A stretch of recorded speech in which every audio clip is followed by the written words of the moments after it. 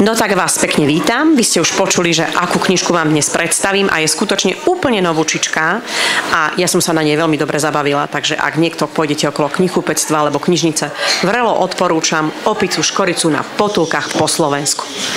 Ideme na to, dobre? Bojazlivý pes Neboj sa v Tatrách. Opica Škorica smutne blúdila po bratislavskom parku. Márne hľadala kamarátov. Tyčka, Buchta a Malina vraj s Tyčkovým otcom odcestovali na prázdniny do Vysokých Tatier. To jej prezradila pani učiteľka, ktorú Škorica stretla pred školou. Ďakujem, Učka, už tam letím, vykríkla nezbedná opica Škorica. Pričarovala si kúzelnú metlu a už jej nebolo. Lenže Škorica vôbec netušila, kde má kamarátov hľadať. Ešte šťastie, že mala rozprávkovú metlu a tá hneď vedela, ktorým smerom sú Vysoké Tatry. Najprv sa so Škoricou vzniesla vysoko, ešte vyššie, než lietajú lietadlá. Po dlhom lete sa zrazu vrhla strmhlav nadol a so Škoricou pristála na krásnej zelenej lúke pri drevenom dome, pred ktorým ležal obrovský pes. Keď uvidel opicu na metle, labou si zakryl oči a nešťastne zavil. Ahoj, psíček, ako sa voláš? Vyzvedala Škorica. Neboj sa, volám sa, neboj sa. Nie som nejaký psíček, ale čúvač. Zašepkalo to veľké psisko. A prečo šepkáš? Čudovala sa Škorica. Lebo sa bojím. Bojím sa úplne všetkého. Už som raz taký. Odvetil Neboj sa a skoro sa rozplakal. Aj, pomyslela si opička. Takéto psi majú na pasienkoch strážiť ovce, aby ich nenapadli vlky a toto psisko tu leží pred domom a zo všetkého má strach. Počúvaj, Neboj sa, môžem ti nejako pomôcť? Som rozprávková opica Škorica a viem čarovať. Áno, pomôž mi, prosíkal pes Neboj sa. Keby si ma premenila na malú myšku, tak by som sa schoval do myšacej diery a už by som sa nebál. Nie, tak som to nemyslela, povedala Škorica. Niečo už vymyslím. Och joj, zanariekal ustráchaný čuvač. Určite na nič neprídeš a budem už navždy sa báť. Pozri, po labke mi lezie mravček, aj toho sa bojím. Opica Škorica sa však nevzdala. Vedela predsa kúzliť. A teraz sa chystala na svoje umenie a predviesť tomuto ustráchanému chlpáčovi, ako to funguje. Tiško odriekala. Eniky, buliky, tvrdo, bim, lári, fári, modrý dym. Náhle sa na lúke rozhostila tma. Iba mesiac ju jemne osvetľoval. V strede lúky sa triasla osamelá biela ovečka, ku ktorej sa zakrádal sivý vlk. Nariekala ovečka, lebo sa bála tmy aj samoty. A veľký pes Neboj sa, v tej tme ho premohli driemoty a spokojne chrápal. Hej, neboj sa, takto ty strážiš ovce? Pozri, kto sa zakráda k malej ovečke, budila ho opica Škorica. Neboj sa prebudil a vyplašene sa poobzeral. Bež, už na lúku, k ovečke sa blíži zlý vlk. A nezožerie ma. Opica Škorica sa na ňo posmešne, ale posmeľovačne povedala. Ten vlk sa takého predsa veľkého psa ako ty určite naľaká. Neboj sa ešte chvíľu váhal, ale keď videl, že malá opička sa zlého vlka ani trocha nebojí a dokonca sa na ňu ešte aj škerí, nechcel byť za zbabelca. Zabrechal hromovým hlasom, rozbehol sa v ústretí nebezpečenstvu.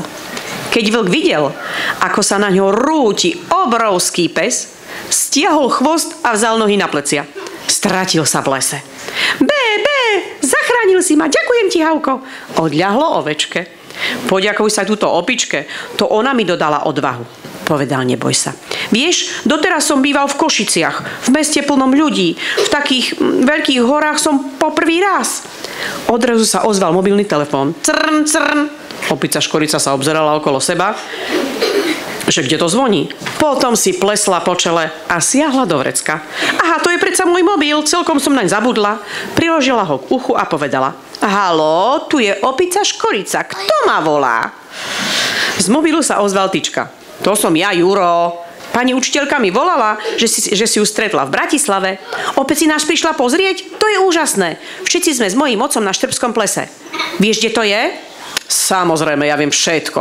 Chvastala sa Škorica a potom zaváhala. To je niekde pri Dunaji však? Tyčka sa začal smiať. Si rovnako popletená ako vždy. Štrbské pleso je vo Vysokých Tatrách. Ako by si sa sem mohla dostať? Hneď som pri vás, skríkla opica Škorica a mobil vložila do vrecka. Ešte sa z neho ozývalo. Haló, si ešte tam, Škorica? Sedíme pri bufete, pri plese. Nájdeš nás? To už však opička nepočula. Zavolala na Nebojsu. Rada som ťa spoznala, už musím letieť za kamarátmi. Len čo naštartujem kúzelnú metlu. Maj sa tu pekne, odvážny pes, neboj sa. Skočila na metlu, privrela oči a povedala: Eniky, buliky, trdlo, bim, lári, fári, modrý dym. Čuvač sa nestíhal študovať, keď sa opička na metle zrazu stratila v oblakoch. Oj, Vysoké Tatry, aké nádherné verholy. Všade samé vysoké štíty, na ich vrcholoch aj v lete ostáva sneh. A tie krásne modré jazerá, ktorým sa vraví plesá. Keď Škorica letela na metle, lietala nižšie, vyššie, rástli tam nízke stromy s ihličím, ktorým sa vraví kosodrevina, a o čosi nižšie sa už týčili vysoké ihličnaté smreky. Ach, ako je tu krásne, ako v rozprávke. Rozplývala sa v duchu. Paráda, už je tu, zajasal Tyčka, teda Juraj, keď videl, ako sa na chodníku pri štrbskom plese na metle chystá pristáť chlpatá kamarátka.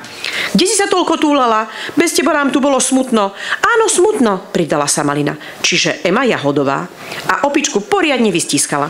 Tak dávno sme ťa nevideli. Netušil som, že vieš lietať na metle, čudoval sa Paľo, ktorému všetci vraveli buchta.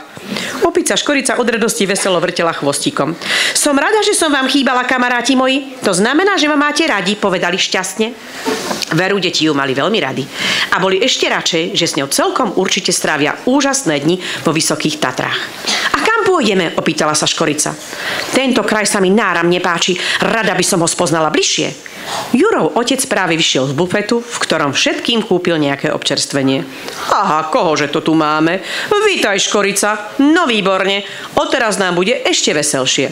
Kam by ste chceli ísť? Spišský hrad je odtiaľto ďaleko? Opýtala sa Malina. Vraj je to najväčšia zrúcanina hradu široko ďaleko. Učili sme sa o tom aj v škole. Dobrý nápad, povedal Jurov otec. Nasadajte do auta, ide sa na Spišský hrad.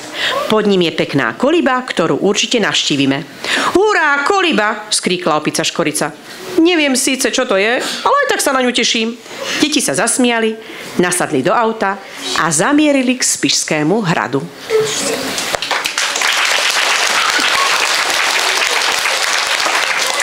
Takže nezabudnite, opica Škorica na potulkách po Slovensku.